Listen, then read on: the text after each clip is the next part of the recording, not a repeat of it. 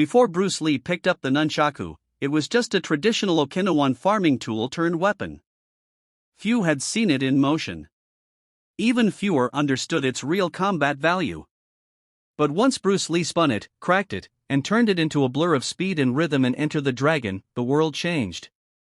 This wasn't just a movie prop. It was a revolution. Bruce Lee didn't just use the nunchaku, he redefined it.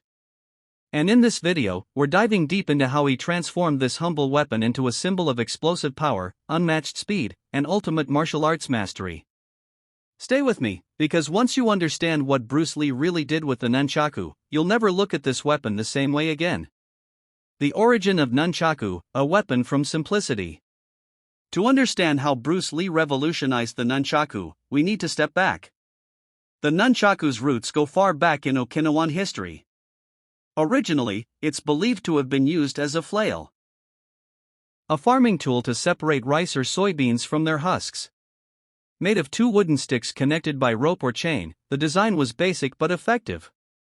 But during times when weapons were banned under Japanese rule, Okinawan farmers turned these tools into makeshift defense weapons. That's where the journey of the nunchaku as a martial arts instrument began.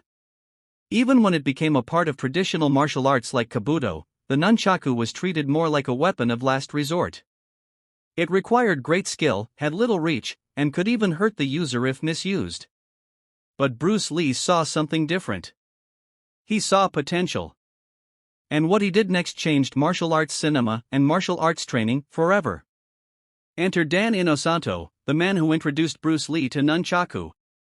Now here's something most people don't know: Bruce Lee didn't grow up using nunchaku. In fact, he didn't even train with them early in his martial arts journey. The credit for introducing Bruce to the weapon goes to one of his closest friends and students, Dan Inosanto. A legendary martial artist in his own right, Inosanto had deep knowledge of Filipino and Okinawan weapons systems. One day, while training with Bruce, Dan showed him the nunchaku. At first, Bruce wasn't convinced. He thought the weapon was more of a flashy tool than a practical weapon. It was difficult to control. It lacked the directness of a punch or kick. But Bruce didn't dismiss it. He studied it. He practiced. And once he felt its rhythm, it clicked.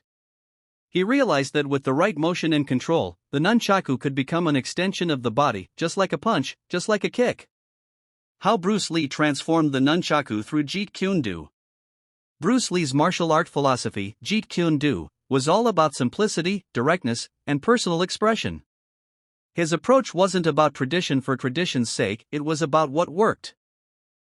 So when he picked up the nunchaku, he didn't stick to the traditional spinning and blocking techniques taught in Okinawan kabuto.